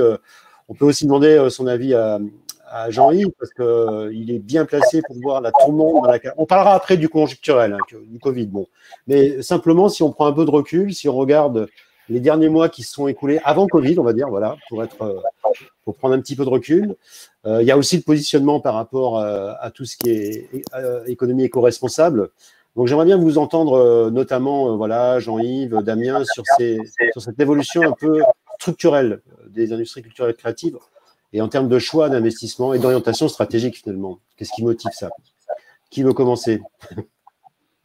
Je veux bien prendre un peu la parole. J'ai l'impression de représenter un peu les dinosaures dans cette réunion, parce que c'est vrai qu'avec mes deux casquettes, la première qui est la FICAM, donc les industries techniques du cinéma et de l'audiovisuel, donc toute la chaîne de valeur, on part du tournage pour aller jusqu'à la post-prod, en passant par le doublage ou les VFX, tout ça. Donc, c'est des métiers assez traditionnels. Et la casquette FESAC, c'est plus… Alors là, pour le coup, je reviendrai peut-être plus après dessus, mais c'est les salles de spectacle, le privé, le public, l'audiovisuel. Enfin bon, c'est assez vaste. Donc, tout ça, ce sont des métiers effectivement peut-être plus classiques. Mais au-delà de ça, c'est vrai que la question est un peu compliquée de parler de ce qui se passe avant le Covid, mais c'est vrai que il y avait une tendance à aller vers des comportements plus éco-responsables, effectivement. Je crois qu'on avait depuis 1 an, peut-être à peu près, une vraie prise de conscience dans nos métiers de la nécessité d'améliorer un petit peu la situation. Il y a des choses qui se sont imposées d'elles-mêmes. Il y a un truc assez classique dont on parle beaucoup, c'est le diesel. Ça nous occupe pas mal sur les tournages. Le fait qu'à Paris, par exemple, on ne pourra plus avoir de camions diesel d'ici quelques années. Donc, ça implique des réflexions. Quand vous avez des parcs de 200 camions, on vous dit dans 3 ans, dans 5 ans, plus de droit au diesel. Il y a un vrai problème. Donc, qu'est-ce qu'on fait alors, Jean-Yves, dans ces cas-là? On ne sait pas. On va voir les fabricants de camions et on leur dit est-ce que vous avez des camions qui peuvent marcher? Ils nous disent oui, mais ça sera en 2030. Alors, les camions à hydrogène, c'est ça, par exemple? Oui, camions à hydrogène en particulier. Voilà. Donc, on ne sait pas comment résoudre. Donc, on se bat avec la mairie de Paris pour retarder au maximum la mise en place de tout ça. Sinon, après, il y a des choses qui évoluent. Si je prends le secteur des VFX, on voit bien qu'il y a une tendance à essayer de faire tout sur place, c'est-à-dire que la post-production et en particulier l'utilisation du temps réel, où on essaye de faire finalement toute la presta sur le lieu de tournage pour à la fois gagner du temps, mais aussi limiter les déplacements. Enfin, il y a des choses qui étaient en l'air, mais qui était quand même relativement lente. Et c'est vrai que là, avec la crise, on ne peut pas ne pas en parler. C'est-à-dire que j'ai été frappé du fait que jusqu'à maintenant, dans notre débat, personne n'a parlé de la crise actuelle. Mais nous… On va y venir. Hein. On a essayé un petit peu de… oui, parce que aujourd'hui, les sociétés que je représente, la plupart, leur capacité de financement, d'investissement, elle est quasiment à 0. Mais bon, on va peut-être en parler juste après. Donc oui, il y avait des comportements en train d'évoluer, mais qui sont là encore mis à mal en ce moment par la crise, justement, parce que si je prends l'exemple des gobelets, on conseille à tout le monde de ne plus utiliser les fontaines et chacun doit avoir. Enfin, voilà, on est sur un moment un peu bizarre où il y avait vraiment une prise de conscience, encore une fois, d'éco-responsabilité, vraiment de gens qui voulaient tenir compte de ça. Et puis là, d'un seul coup, c'est plus possible. C'est plus possible, c'est compliqué. Mais on peut faire la transition parce que finalement, cette crise sanitaire a été un accélérateur de la mise en évidence de cette transformation qui avait déjà lieu avant. Mais oui, c'est vrai. Et ça aussi, alors pour retomber un petit peu peut-être sur un point qui est lié à ce qu'on s'est dit par rapport à l'innovation, par rapport à des investissements, très concrètement, si je prends les logiciels de billetterie pour les théâtres, ils se sont, d'un seul coup, on leur a dit, voilà, il y a des jauges, il faut que vous preniez des blocs de 6 places, que vous sépariez d'un siège les gens, etc. Et aucun logiciel n'était capable de le faire. Il n'y avait pas dans les théâtres des logiciels qui permettaient de faire ça. Donc, très vite, il y a eu, je crois, des réponses qui ont commencé à être apportées. Mais on est dans un exemple particulier où, finalement, cette crise, elle a amené des innovations qui seraient sûrement arrivées, puisque la numérisation de la billetterie et toutes les évolutions de gestion de cette billetterie étaient évidemment en cours depuis quelques années. Mais là, on s'est retrouvé face à une difficulté importante et sur laquelle il a fallu essayer de réagir très vite. Donc voilà, cette crise a aussi un effet bénéfique. On peut parler des musées aussi, pardon, je te coupe Jean-Yves, mais les musées, là je pense que, voilà. C'est pas moi. Oui, mais enfin, c'est disons une offre culturelle classique liée à une offre matérielle, on va dire, voilà, visiter un musée, et on voit bien avec Emissive, et est-ce que cette innovation, elle ne va pas tuer non plus l'expérience traditionnelle. Et j'aimerais bien alors avoir un avis justement, mais BPI compris, du positionnement, on va dire, un peu hybride de ce que peuvent proposer les acteurs des industries culturelles et créatives, où justement, comme tu l'as dit Jean-Yves, on a cette forte tradition en France, très forte, créative et technique, de savoir-faire créatif et technique, mais qui va devoir se repositionner et tirer parti justement, et donc faire les bons choix stratégiques et donc les bons investissements. Alors, reprenons l'expérience du musée ou même de l'art. Voilà, comment ça se passe? Comment coexistent les deux mondes? Voilà, j'aimerais bien avoir l'avis de cette coexistence, cette hybridation possible des deux mondes, on va dire traditionnels, entre une expérience physique, et une expérience plus tournée sur de l'immersion, sur de la présence en ligne, etc.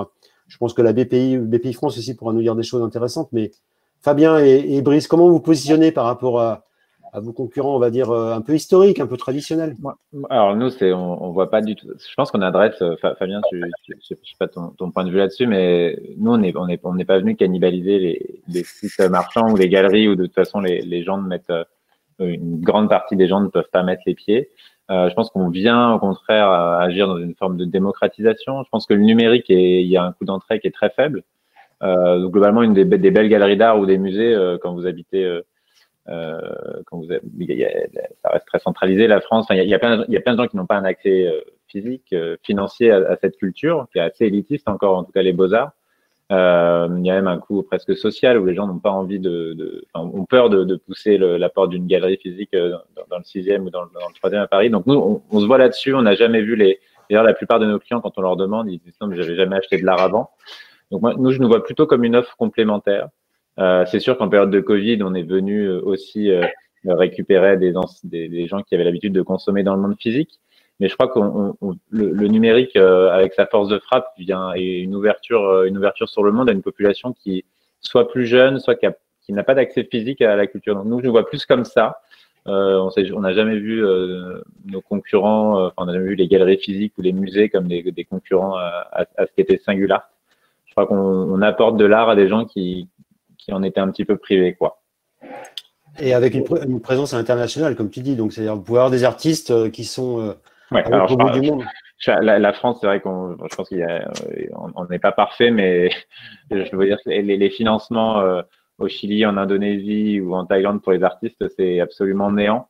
Donc nous, on est aussi ravis de pouvoir accompagner des artistes dans des pays où les résidences n'existent pas, les subventions n'existent pas, Pôle emploi n'existe pas. On est ravis aussi d'être là pour eux. Ouais. Ok. Fabien, par rapport à l'offre traditionnelle d'une visite de musée, finalement. Mais vous coexistez. Oui, alors oui, mais je rejoins complètement Brice sur l'aspect démocratisation et complémentarité. Nous, on ne remplace pas la visite d'un musée ou d'un site culturel. C'est vraiment c'est même pour attirer un nouveau public, c'est pour créer un lien émotionnel différent, c'est pour ramener le divertissement dans les sites culturels qui l'ont perdu au fur et à mesure des années, qui n'est pas un gros mot, le divertissement, même dans la culture. Et donc, on est vraiment là-dessus. On essaye de dupliquer, exporter en fait la culture dans le monde entier et puis permettre aux gens qui ne peuvent pas visiter la pyramide de Khéops, par exemple, parce que c'est notre premier projet, de le faire, qu'il soit à Shanghai ou à Paris. Si je me permets, je pense que, à mon avis, ce n'est qu'une accélération d'un mouvement de fond qui était là avant, qui est que les gens consomment plus de contenu, que ça peut être un contenu culturel, ça peut être de l'art, ça peut être du cinéma, du théâtre. Les gens voulaient en consommer plus et en plus ont été privés pendant cette période-là de consommation de contenu. Donc ça n'a fait qu'accélérer les choses et n'a fait que diffuser le contenu un peu partout. Moi, je vois, je sais pas, si je reviens par exemple au théâtre, je réfléchis au théâtre PD dont je parlais tout à l'heure, ils n'ont jamais fait autant de captations, c'est-à-dire ils ont filmé des pièces complètes qu'ils ont vendues aux chaînes derrière. Ils faisaient ça à titre vraiment accessoire avant et c'est devenu une bonne partie de leur activité. On le voit aussi. Pardon ? L'Opéra vient de le faire, effectivement, pour la première fois. Ils ont fait une captation qu'ils ont commercialisée ce week-end. Je crois que c'était 11 € la place.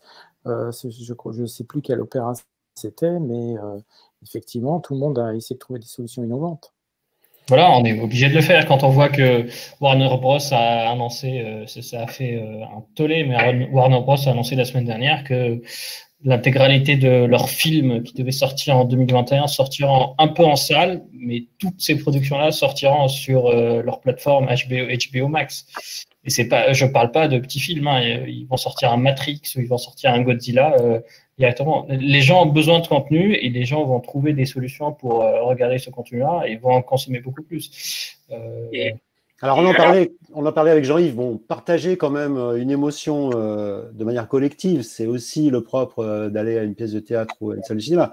Le rire, comme disait, le rire, c'est quand même quelque chose qui est a priori qui se partage en collectif. Ou la musique, c'est aussi quelque chose qui se partage. Alors après, comment vont se positionner les consommateurs en termes d'investissement, parce que c'est bien ça le fond du problème, hein. Est-ce que je vais mettre 10 € dans un abonnement un stream musical ou etc. ou est-ce que je vais mettre 10 € ou 20 € ou 40 € dans un billet de concert? Malgré tout, cette émotion collective, c'est quelque chose qu'on a de très ancré quand même en France. Donc, alors on peut revenir là-dessus. Est-ce que c'est pas le moment un peu, Jean-Yves, de parler quand même? Bah là, je sais bien, on est le 17 décembre et on est tous très tristes pour l'instant du fait que justement les salles de spectacle, les salles de représentation, etc., de concerts ne sont pas réouvertes encore. Qu'est-ce qu'on peut dire sur le plan de relance? Est-ce qu'on peut faire un petit point et donner… Alors là, on parle de fonds publics pour le coup, pour revenir à notre thématique de la soirée.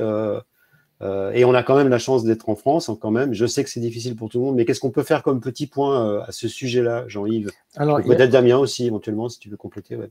Il y a effectivement un très gros effort qui a été fait par l'État, il ne faut pas l'oublier, de soutien, mais c'est vrai qu'on n'est pas du tout certain que les montants vont suffire. Alors d'abord, première chose, face à cette fermeture, un petit point d'actualité, la FESAC, elle est dans les 2 actions de référé qui ont été lancées pour essayer d'obtenir la réouverture des salles. On verra bien, mais bon, en tout cas, on s'est positionné là-dessus. Après, c'est vrai qu'il y a un plan de soutien important, mais c'est compliqué parce que la difficulté, si je prends les salles de spectacle, les salles de théâtre, c'est comment on va compenser l'absence de public. C'est-à-dire qu'il y il y a des nouvelles pièces qui devaient se monter. Comment on va valoriser cette absence de public? C'est extrêmement difficile. Alors, une autre difficulté qu'on a, elle est très conjoncturelle, c'est-à-dire que nous sommes le 17 décembre, comme tu l'as dit, effectivement. Et aujourd'hui, on ne sait pas si les mesures d'activité partielle, si les mesures de soutien vis-à-vis des entreprises vont être poursuivies ou pas. Et ça, c'est une vraie difficulté. Alors, on entend dire, on voit par des projets qui commencent à circuler, heureusement, parce que c'est dans 15 jours, où c'est vrai que les lieux qui sont fermés de façon administrative bénéficient de soutien, mais malheureusement, ça ne va pas compenser. En plus, les artistes, on le sait très bien, ont envie de jouer, ont envie de se présenter. Donc, c'est évidemment une situation qui, si elle se prolonge, va devenir très, très problématique. Le point peut-être, un des points positifs peut-être, c'est quand il y a eu cette ouverture des salles, je crois le 22 juin, les salles ont constaté que le public, les spectateurs sont vraiment venus dans les salles. Donc c'est encourageant, mais c'est vrai que si ça dure trop longtemps, les changements de comportement qu'évoquait Marouane, avec le fait qu'une major comme la Warner va sortir 21 films en simultané dans les salles, il n'y a pratiquement pas de salles ouvertes aux États-Unis, je crois, et sur HBO, ça va probablement induire des changements de comportement. Et ça, on n'a pas du tout de visibilité. Ça sera peut-être des gens qui seront perdus. Je ne sais pas si vous avez vu les chiffres des entrées salles pour l'année, puisqu'on sait que les salles ne vont pas rouvrir. On va être cette année à 65 millions d'entrées dans les salles françaises. On était à plus de 200 l'an dernier. 65 millions, c'est le nombre de spectateurs en 1920. Bon, c'est impressionnant quand on voit ces chiffres. Donc, il n'est pas interdit de croire que les 200 millions, on aura de la peine à les retrouver et qu'il y a un transfert de valeur de la salle vers les plateformes qui est absolument majeur, et que pour les producteurs et toute la filière, ça suppose aussi de se diversifier et d'adresser maintenant toutes ces plateformes américaines. Demain, dans un cadre réglementaire de la transposition de la directive SMA, mais ça impose aux acteurs de rentrer dans ce système et aux producteurs de se mettre à niveau et de se diversifier. C'est vrai qu'on a notre chronologie des médias qui est en renégociation. Le gouvernement a imposé un délai de 6 mois pour réviser tout ça. Donc, effectivement, la chronologie telle qu'on la connaît aujourd'hui, où les plateformes sont à 36 mois, ce qui est quand même très, très loin, sera automatiquement bouleversée dans la mesure où on va leur demander de participer au financement du cinéma et de l'audiovisuel français. Ce n'est pas acceptable pour elles, et même, je pense, en général, quand on y réfléchit, que si elles sont amenées à financer le cinéma ou l'audiovisuel, la ministre ce matin, parlait de 200 millions d'euros que Netflix, si les accords sont signés tels qu'ils le sont, en tout cas, devait mettre par an dans la production française. C'est énorme. C'est beaucoup d'argent. Et donc, ils ne vont pas accepter de mettre autant d'argent sans pour autant ne pas avoir davantage une chronologie qui leur est plus favorable, même si, d'après ce qu'ils disent, les films, ce n'est pas leur objectif principal. Mais néanmoins, ils ne pourront pas accepter de mettre autant d'argent sans compensation. Alors l'investissement, on va peut-être conclure là-dessus, c'est aussi l'investissement humain. Est-ce que justement, ça ne va pas avoir des répercussions sur l'adaptation, et là je vous pose la question à tout le monde, des artistes et des techniciens pour se positionner de manière peut-être différente? On l'a vu, je prends l'exemple d'un ingé son qui avait l'habitude de bosser pour tel type de concert et qui maintenant va se réoriente vers le streaming ou la mise en place en tout cas de plateformes qui permettent de faire des concerts participatifs, etc. Donc, est-ce que c'est pas là aussi une des clés des choix stratégiques et donc d'investissement, d'aider les artistes et les techniciens à se positionner peut-être de manière moins cloisonnée et là aussi à étoffer ce qu'on sait faire et de se saisir d'autres outils grâce à des boîtes justement qui investissent dans cette hybridation ou dans ce repositionnement.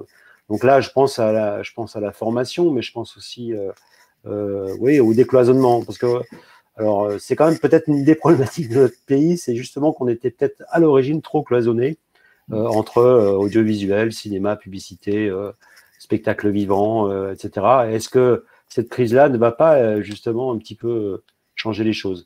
Bon, c'est peut-être pas le sujet de ce soir, mais en tout cas, c'est des choix stratégiques. Je veux bien avoir vos commentaires là-dessus, respectifs d'ailleurs, en tant qu'entrepreneur. moi, je suis Et pas en tant entrepreneur, qu'investisseur, oui. mais il me semble évidemment qu'aujourd'hui, les plus jeunes sont beaucoup plus polyvalents. C'est tout à fait vrai parce que, d'abord, tout tourne autour du numérique, le mot magique, mais aujourd'hui, on voit qu'il y a de plus en plus d'activités qui vont de l'un à l'autre sans aucune difficulté parce que même si je parle des consoles son, des consoles image, ça devient quasiment les mêmes. Donc oui, je pense que cette polyvalence, elle est en train d'arriver. Donc oui, tu as tout à fait raison. Les hommes, les femmes vont être capables, je pense, de passer de l'un à l'autre de plus en plus facilement et ce sera absolument nécessaire. Le regard des investisseurs par rapport à ça, qu'est-ce qu'il y a à faire ou qu'est-ce qu'il faut, ou est-ce que qu'est-ce que vous en pensez, vous, peut-être dans l'accompagnement aussi, peut-être des sociétés ou dans le, je sais pas, la question. Non, moi je pense que comme ce qui est ressorti cette année, c'est que ceux qui s'en sortiront sont ceux qui ont démontré une bonne capacité d'adaptation et d'évolution. Les évolutions vont continuer à venir très vite et les startups, les entrepreneurs et les PME doivent s'adapter à ces enjeux-là et doivent prendre des décisions qui peuvent être parfois un peu dures, mais ils y sont obligés, je pense. Ok. Et nos start-upers, qu'est-ce qu'ils pensent justement de l'évolution des artistes, des techniciens, des gens avec lesquels ils sont amenés à collaborer? Est-ce que c'est pas aussi une porte de sortie pour justement mieux se positionner par rapport aux attentes du marché? Est-ce qu'on disait précédemment? Nous, pour l'accompagnement des peintres, photographes et sculpteurs, je pense ça va pas changer grand-chose à leur création. C'est juste sur leur moyen de distribution. Il va falloir les accompagner. Alors, je pense qu'il y a une bonne moitié où l'âge permet une transition digitale assez rapide et autonome. Ça va aller. Il y a les créateurs un peu plus âgés sur lesquels il va falloir que des acteurs comme nous ou parfois le gouvernement puissent les accompagner dans la transition digitale. Pour pouvoir se vendre, puisque c'est sûr que alors le Covid, ça a complètement stoppé les canaux de distribution classiques comme les grandes foires ou les galeries. Et je pense qu'il y a des différents acteurs, ça peut être des startups, ça peut être parfois l'État qui s'y substitue, mais les accompagner ces gens-là dans la prise en main assez basique, mais des outils digitaux, parce qu'il y a des acteurs qui sont très très loin. Enfin, dans les arts visuels, ces gens-là sont très très éloignés de Facebook ou Twitter ou même d'un iPhone pour prendre des belles photos de peinture. Et on a un rôle assez basique à jouer, mais je pense pour une bonne partie de la population, notamment âgée, on a un rôle à jouer. Ok. Au niveau des expériences immersives, comment tu vois les choses évoluer justement, Fabien, toi? Je pense que de notre côté, il y a plein de nouveaux métiers qui se créent. Donc, je ne sais pas si c'est des gens qui vont faire la transition ou des gens qui arrivent vers ces nouveaux métiers, mais c'est sûr qu'il y a plein de choses nouvelles à apprendre et dont on a de plus en plus besoin. On parlait tout à l'heure là, de 3D temps réel pour la prise de vue. Enfin, tout ça, c'est des choses qui arrivent en force, vraiment. Ça va changer beaucoup de choses dans l'audiovisuel. Et après, tout ce qui est artistique, je pense que le numérique, il va faire ressortir certains arts il faut c'est une question d'adaptation. Je pense qu'en tout cas, ça va apporter le secteur à un moment donné. En tout cas, ça va essayer de le faire ressortir. Est-ce que la clé justement aussi, c'est pas de pas opposer ces deux cultures, les cultures traditionnelles justement des arts plastiques tels qu'on les connaît et l'outil numérique? Je pense que ça va être aussi une nécessité d'adaptation. On se dit, il faut pas opposer les deux, mais il faut essayer de trouver des passerelles et s'appuyer sur ce savoir-faire. La French Touch, dont parle BPI justement, qui existe dans les arts traditionnels et la faire basculer. Alors oui, la 3D temps réel, ça va être une bonne conclusion parce que ça va nécessiter des investissements très importants. Là, on va avoir à la fois de l'investissement dans du matériel et du logiciel conséquent. Donc ça va être une rupture importante et des choix stratégiques et de formation et de nouveaux métiers et d'investissement à ce niveau-là également. Le mot de la fin, BPI France peut-être pour nous dire comment on va faire dans les années qui viennent alors. On va bien faire. Non, vous dire qu'au niveau de BPI, comme je disais tout à l'heure, la dimension ICC est un enjeu stratégique. On est bien conscient de tous les enjeux de transformation des acteurs, de consolidation, de raccourcissement des normes techniques, des besoins d'investissement. Donc l'enjeu est d'accompagner sur toute la trajectoire les entreprises, toute la trajectoire de financement, de toute la boîte à outils, au-delà de la partie fonds propres, l'innovation, les avances remboursables, le non dilutif, et également l'accélération et les programmes un peu sur mesure pour accompagner tous les game changers, les plateformes de consolidation et les challengers de nos verticales. Et de la représentation aussi, c'est ce qu'on va dire, on va peut-être conclure là-dessus, sur la représentation de la France à l'international à travers nos ICC, ce qui n'est pas négligeable du tout dans la guerre commerciale et stratégique dans laquelle on se positionne tous. Je pense qu'il faut souligner que les ICC sont là aussi pour jouer ce rôle. Il y a des externalités. Le soft power de la France avec les ICC. Exactement. Il y a des externalités. Pardon, Jean-Yves. Oui, on a obtenu hier, justement, à l'Assemblée nationale, une prolongation de 2 ans du crédit d'impôt international. C'est très, très important parce que ça va totalement dans ce sens. Et c'est vrai que maintenant qu'on a une visibilité jusqu'en 2024, on peut dire aux producteurs étrangers, venez tourner en France. Vous aurez d'abord un crédit d'impôt très intéressant, mais il ne va pas s'arrêter du jour au lendemain parce que jusqu'à hier, il était borné à 2022, ce qui, pour des projets à long terme, en particulier dans l'animation, était trop court. Donc ça va totalement dans ce sens. Très bien, ça c'est une bonne nouvelle. Je pense qu'on va finir sur cette bonne nouvelle, Jean-Yves, c'est très bien. J'ai regardé si on avait des questions, mais il y a eu beaucoup de commentaires justement, mais pas vraiment de questions. Bon, évidemment, le webinaire sera rediffusé, beaucoup de gens l'ont demandé, ça veut dire qu'ils vont en parler autour d'eux. Bon, Eric nous disait que voilà, moins 60% de recettes de billetterie en 2020, 106 millions de spectateurs de moins en 2019, 257 films de moins qu'en 2019. Ouais, alors les chiffres sont astronomiques, mais bon. Oui, mais c'est atypique, effectivement. C'est atypique, voilà. Et comme tu le dis, pour aussi finir sur cette bonne nouvelle, on voit que quand les salles réouvrent, en fait, le public est quand même au rendez-vous, même si on sait que les choix financiers et économiques ne seront pas faciles au niveau des consommateurs aussi. Hein. Ils vont devoir choisir un peu entre les deux. Mais tout ça va se mettre en place. Voilà. Je ne vois pas du tout de main se lever au niveau de Cap Digital. Donc, ça veut dire, voilà. Donc, nous allons conclure exactement. Donc, je vous remercie. Merci donc d'avoir participé à ce webinaire à tous les 5. C'est très intéressant. Merci aussi à Eric Hainaut. Donc, et on rappelle donc l'apparition de la 2e édition de son livre, qui a l'air d'être un ouvrage assez intéressant. Et merci également donc à l'équipe de Cap Digital, Aurit, Stéphane, et puis aussi le comité des investisseurs avec donc Alexandre Badelon qui nous a aidé également à préparer cette table ronde. Voilà. Donc, je vous souhaite de bonnes fêtes de fin d'année et surtout bonne chance et bonne continuation. Et on porte haut et fort nos industries culturelles et notamment avec l'appui des fonds publics et des fonds privés.